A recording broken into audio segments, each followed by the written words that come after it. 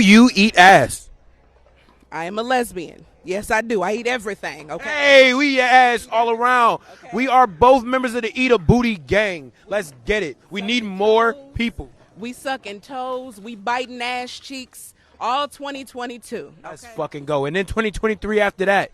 You better tell them. You better let them know. This is iLLANOiZE Radio with Biko, iLLANOiZE Jones, and Pretty Riot. Going down right now. You're tuned in to iLLANOiZE Radio, Chicago's most valuable radio show. I'm your host, Biko, alongside Pretty Riot, iLLANOiZE Jones. And as always, we bring you guys the illest guests from around the city and globe. And today, we got the homie Dende in the building. Hello. Damn, we need Jones clap. I was trying to hit it with my thick ass clap. I was trying to hit it with my little flappers. You feel what I'm saying? Yes, I do. There we go. Yes, I do. I should have clapped for myself too. Go ahead, my brother. You feel me? Never ever Round don't of feel applause. like you shouldn't give yourself a pat on the back, my brother. Yes, especially all the hard work that you've been putting in, man. Yes, sir. I'm actually about to stop. I'm gonna start working less hard. To be honest with you, I don't know. I can see it in your eyes. Let me know how that goes. You for feel me? Look, I'd love to test that strategy out. and right off the back, Dende, we got a call that came in. So let's talk to the caller. Caller, you're all on the air. Hey, how you doing? This is Tyler Wilson. How you doing, Tyler? I'm doing super well. I have a sex question for Dende. Okay, let's get to it. oh, we already jumping into the sex. So, my girlfriend told me that she's going to leave me if I don't lick her toes. Now, I've never been the guy to actually be, for all of that, but do you think it's worth sucking some toes to keep my woman around? See, me generally, Tyler, I'm an adult, so I'm with all the toe sucking, the booty biting, everything. We're out here doing whatever we need to do to please our ladies or our men, because we don't discriminate against anyone around here. I would say just suck her toes. I don't really like that she gave you an ultimatum, but you know what? If it's something as simple as just doing something like that, sucking the toes, biting the booty cheeks, you might as well just do it, man. But she's a retail worker at Best Buy. She stands on her feet every single day, and when she takes off her shoes, they're not always the best smelling. Do you still think it's worth it? I would say, it just add a little bit of twang to it. Just get her one of those. Just get her one of those little foot spas from like a Walmart. They're maybe like $20-$30. Put her feet in there, and then after she's fresh out of there, then you can suck on them little piggies. Hey, Most people like corn, Thank you so though. much. Thank you so much. Most people like corn. Well, Tyler, didn't they answer your question? I think it was absolutely perfect. Thank you so much. Appreciate you calling in, man. You was a fool, did this man say? This is the truth.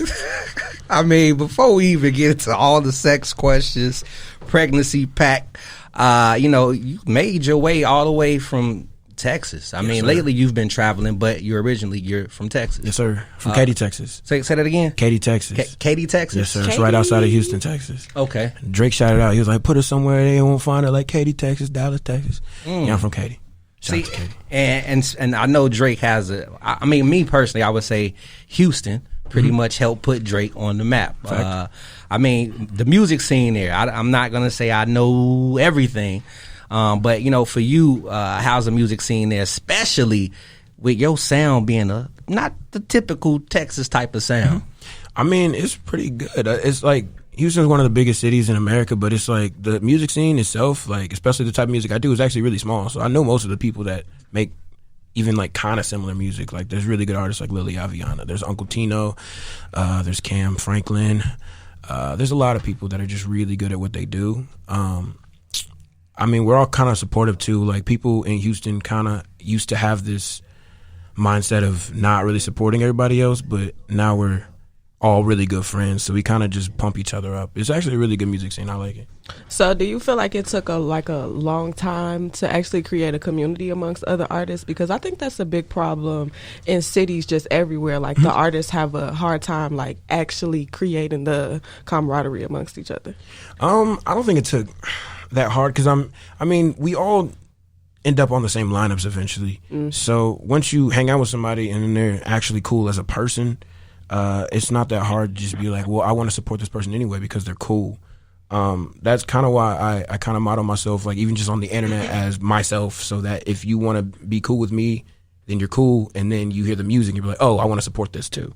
So I mean, it didn't. I don't feel like it took that long. It took long to actually start getting shows as the group that we are, but like. But to be like have a base, I don't think so. So what is the music venue scene like in Houston? Like, was it like getting shows? Was it hard because of the venues? Like, what was so hard about actually getting shows? I mean, it was rightfully hard because like when I first moved back to Houston, nobody knew who I was, so like they wouldn't book me for stuff, which rightfully so. Right. So I would throw my own shows. Like I would perform in parking lots.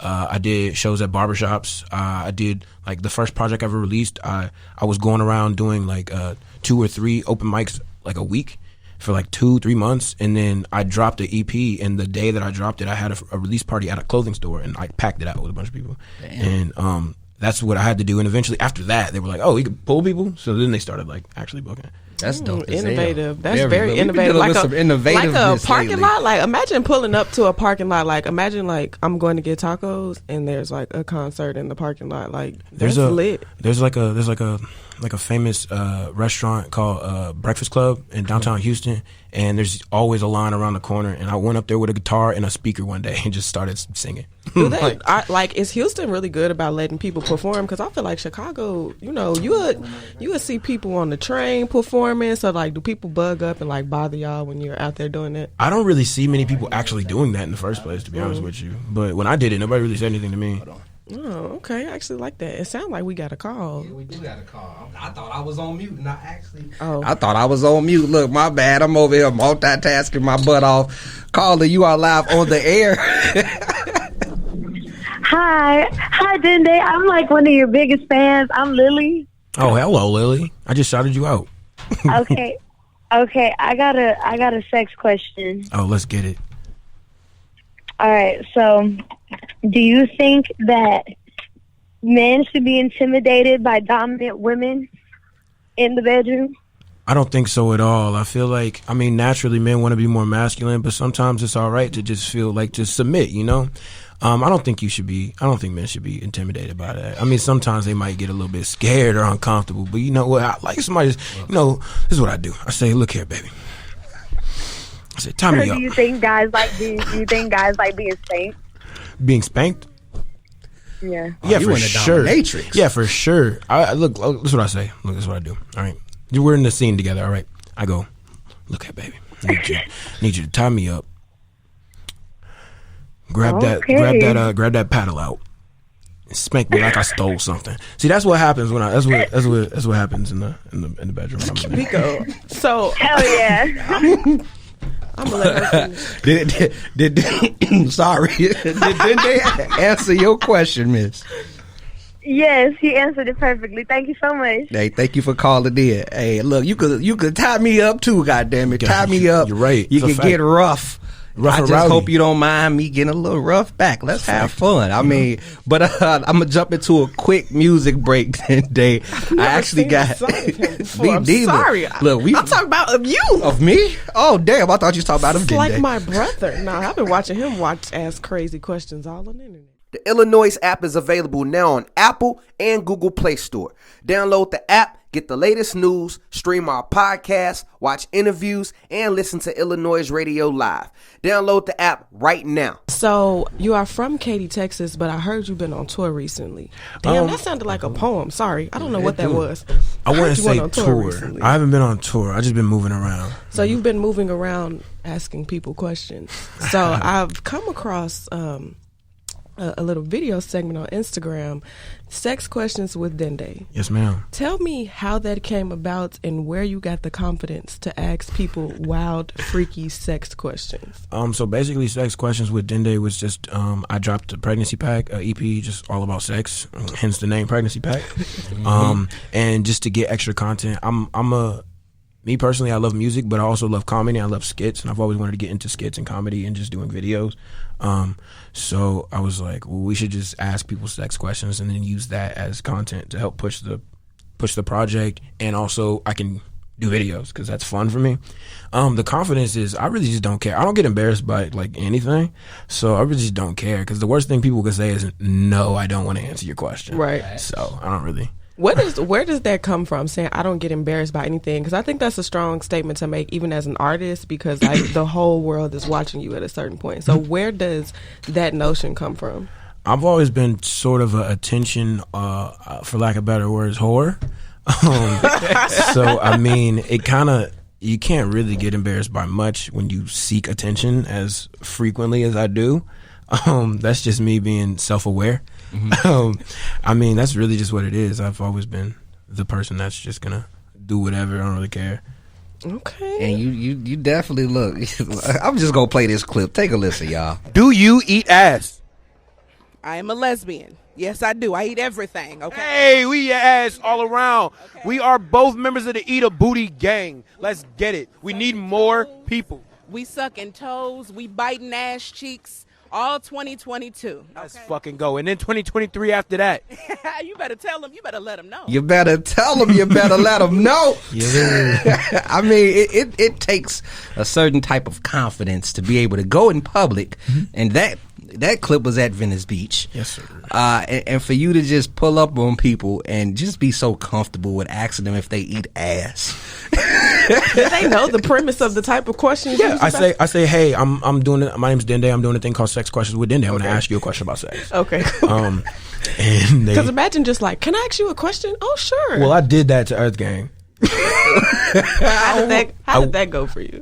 They answered the question. I went up to, they had like a signing thing the other day, and I pulled up on them and I was like, hey, my name's Dende. I'm doing some a question thing. Can you answer one question for me? And they were like, sure.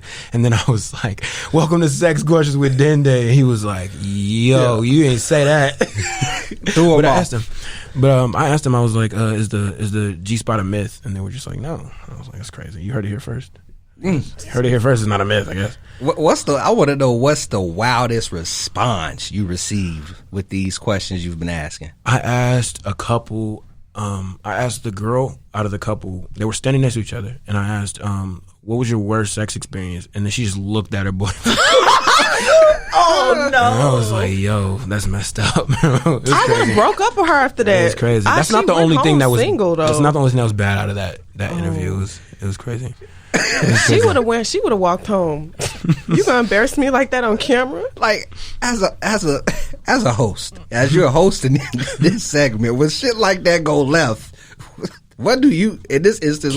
Keep the show going. You just keep it going. A fight broke out in the middle of my interview. I saw that. A fight broke out between someone that I had just interviewed and somebody else. So like he ran up on him and just gotta keep going, cracking him. And I heard the ad lib in the back. He said, "You get what you deserve.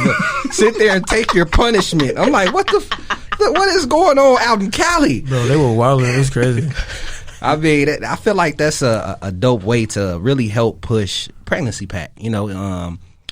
Just for thinking in general. Like I feel like that's an innovative way. You literally been hitting up different cities, asking questions. You recently hit up Magnificent Mile here in Chicago. How did that go for you? Oh, we didn't even go to Magnificent Mile. We just went. We went, and then we were about to go, and then I started making a song, and I was like, oh, this song's really good. So I just stayed and finished it. But we did go somewhere today and go do some interviews. I interviewed some dogs. I interviewed some people. It was great. I asked the dogs if they like doggy.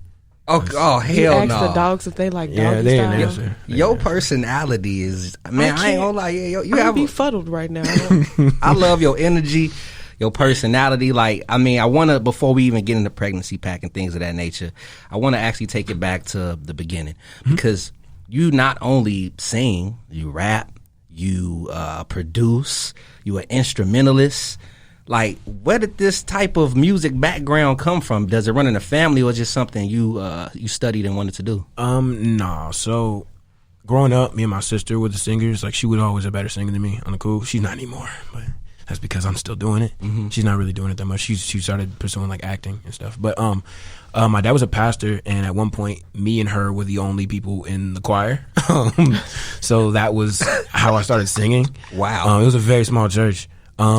And then he put me on the drums, and I was playing drums there. I was put in the band 6th grade through like freshman year at college. So I was in the drum line. So I had to learn how to play piano and then all the percussion instruments.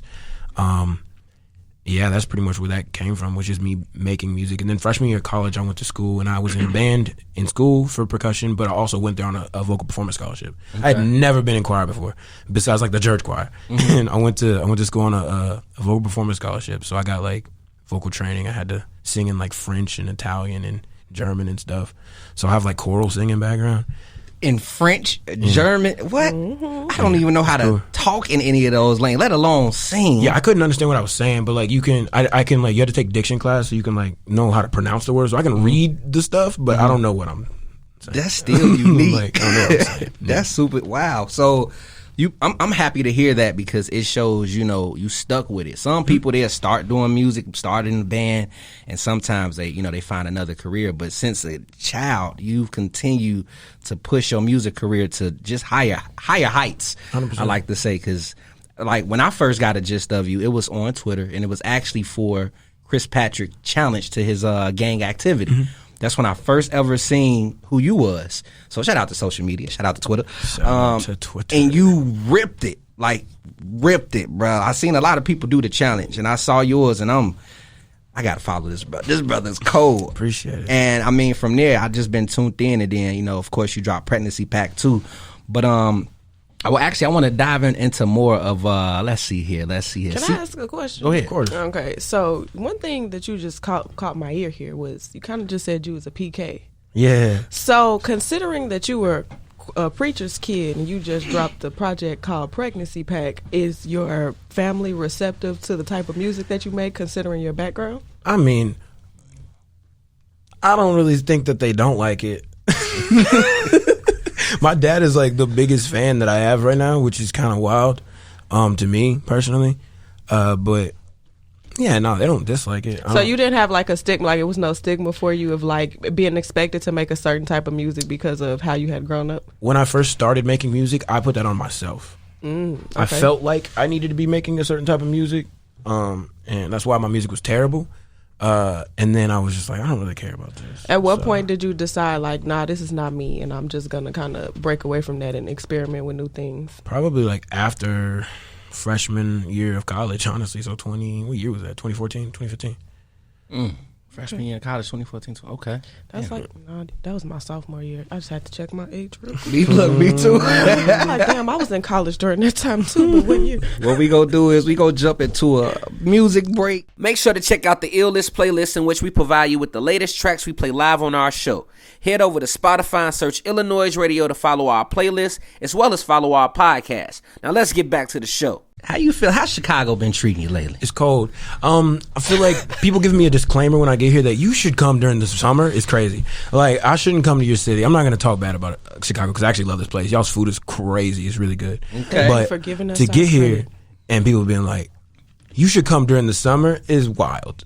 Like, Why would you willingly subject yourself to being smacked by Chicago winds? it's crazy. I don't really know much about the weather, guys. I came from I was in Malibu right before this, and it was pretty great weather. And then I got here, and I was like, oh, it's snowing. Did you at least bring a coat? I got a coat. Because I'm finna say, you sound like you came unprepared, my brother. Like he had on some shorts and a Hawaiian t-shirt. Talking about Malibu. I wish. I almost came in here in shorts and Hawaiian t-shirt. That'd be Good lit. thing you did. That'd have been crazy. I mean, you said the food is tasty here, so before we get into things and CXR, because that's what I'm going to jump into next, the label you're under, what's some of the restaurants you visited so far and ate at? I went to Sharks, which was really good. I went to there was another fish and chicken place. I forgot what it's called though, and I ate it 2 days in a row. Harold's. No. JJ's. No. Bye-bye's. No. Damn. You got a lot. Yeah, they Hooks. you said it. Hooks? Hook. I think it Oh, was Captain Hooks. Hook. Captain Hooks? I don't know. I think so. They got Probably another one Captain called Hooks. Firehouse. So it probably, you said Hooks, so it probably it might was be Captain Hooks. Yeah. It was good. I also ate some curry fried rice the other day. I don't know where it was from, but it was I really said, damn, good. where the fuck you get that from?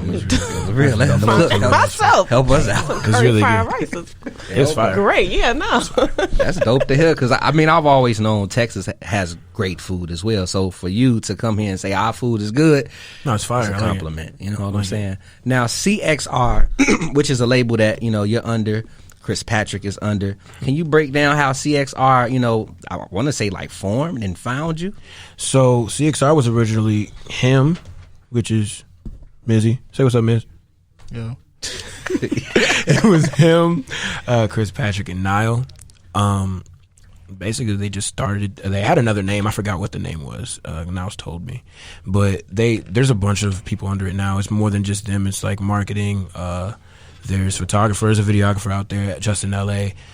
There's a couple artists, me, Chris Patrick, Nas. There's No Ski. There's Erica Officer. Erica Officer's from Florida. Yeah, basically, they found me on Twitter. I met Chris on Twitter.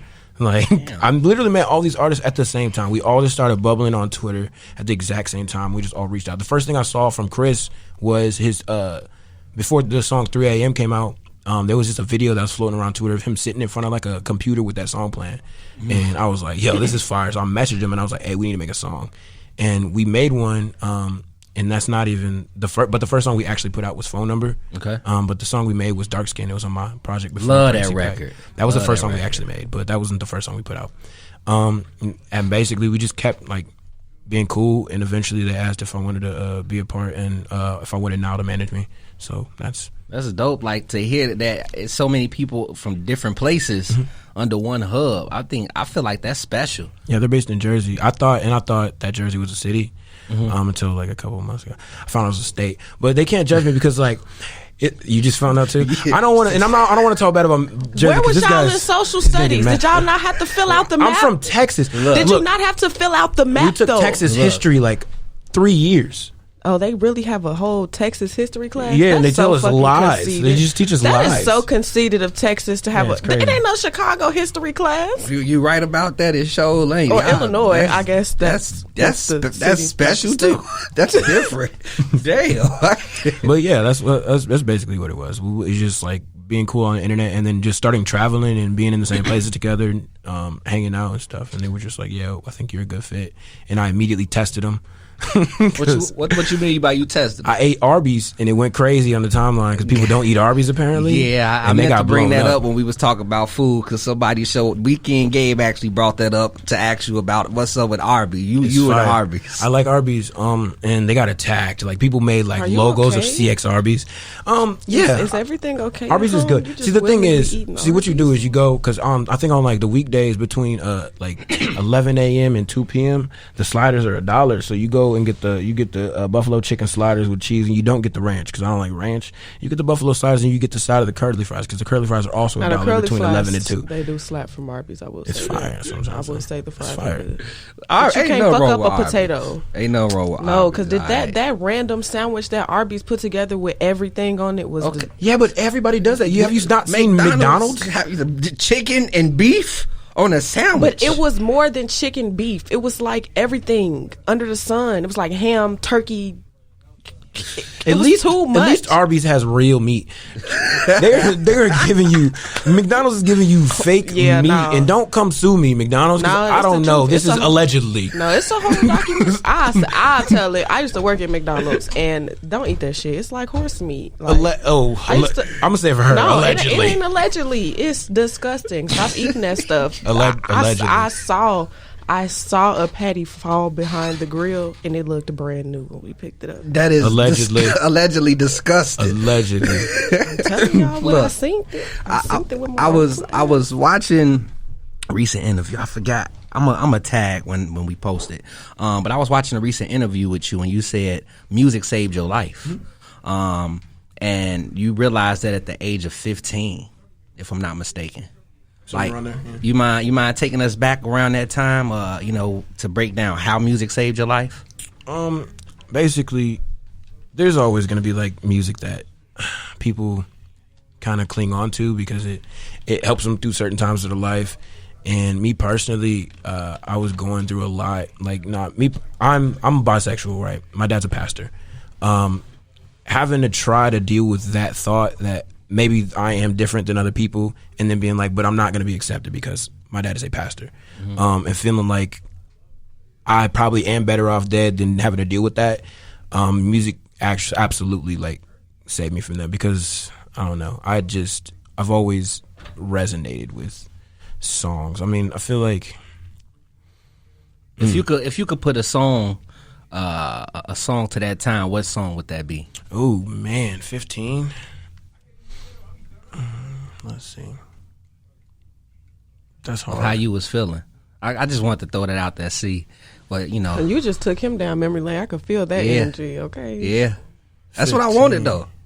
I want Dende to go down memory lane. You know? I mean, it's a new time. It's a new Dende. That's a hard question for 15. Because that's like freshman year in high school. I don't remember what was I listening to, Our Future? And they weren't saying anything that was like good. Yeah, no. They weren't saying anything that was good. Fucking yeah. They weren't saying anything that was good. Now, I will say this though, like, you know, with you speaking on your sexuality, like, was it hard for you to, you know, let that out towards your, you know, to share that with your family? For sure, I didn't do it. Basically what I did was I got very drunk one day and I tweeted it out. I was like, hey, just so y'all know, I'm bisexual. I always have been. If you don't want to listen to my music, if you don't want to be my friend, if you don't want to be my family, I don't care. Bruh, that was recent. Yeah, and I posted that out and I was like, and then I got a bunch of calls immediately the next day.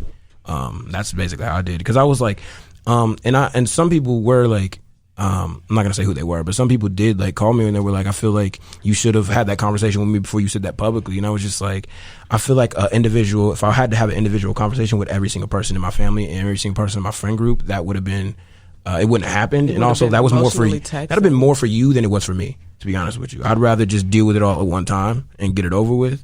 And then we can move on with our lives. And if you don't want to move on in my life, then that's completely fine. So would you say you're fully comfortable with your sexuality now since you like had that experience? 100%. I'm cool. I'm cooler. And that was literally, I love that for you. Yeah, that wasn't very long ago. Yeah, I saw that come across my timeline. Look, the pandemic then made me have conversations with myself that I never really had, just because I would distract myself with other things like alcohol and drugs. And music. Like, I use music to distract myself all the time. I still do it. So during the pandemic, when I literally couldn't go do shows, I literally couldn't go do anything else, I was just like, I have to have these conversations with myself. And I was like, well, I probably will be happier if I'm just 100% just being myself all the time. I mean, I actually love that. It's great to hear that the pandemic affect you in a positive way, you know? Yeah. I mean, it also affected me in a bad way because I lost my jobs. But like, yeah, I mean, everybody lost their everybody lost their jobs. Except for Jeff Bezos. Everybody lost their job. Hey, look here, y'all. We got Dende in the building, man. We gonna take a quick music break. Make sure to check out the iLLANOiZE playlist, in which we provide you with the latest tracks we play live on our show.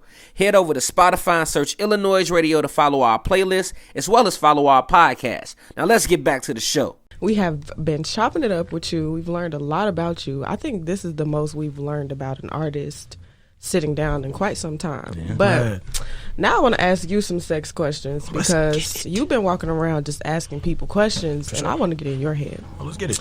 Okay, so what's your favorite porn category? Oh, man. I like the dominatrix one. I like, what else do I be watching?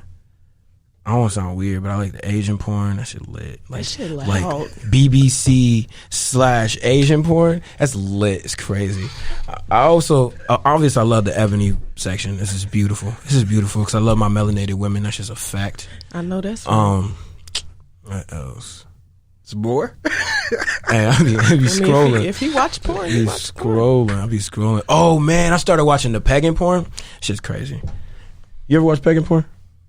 He backed up from the way he backed up from the mic. Away from the mic, like, I am not entering this conversation. He said, I will not enter the chat. I will not be entering the chat today. That's crazy. Okay, what's the wildest place you've had sex? Dang, that's crazy. Probably at school. In high school, I had sex in a practice room. Nice. A band room? Yeah, like the band rooms had like the practice rooms with just a piano in there. It's a small room. You could turn the lights off. Usually they're locked, but it wasn't locked. So yeah. I know the acoustics was hidden. Shut up, Biko. Oh my God. That's crazy. Shout out to May Creek High School. I love you. Not you just put them out there like they that. just finna bring them some more students. Is that how that works? I would hope not. To not enroll and go to the fucking practice rooms. Hey. All right, next question. I'd be locking the doors by now. Next question. What's your kink? My kink? What do you mean by that? Like something I have to have. I think I looked up this word. Like, also, it's what you have to have sex, right? To be aroused or something? Yeah, like what is like really arousing you? Like what really gets you off?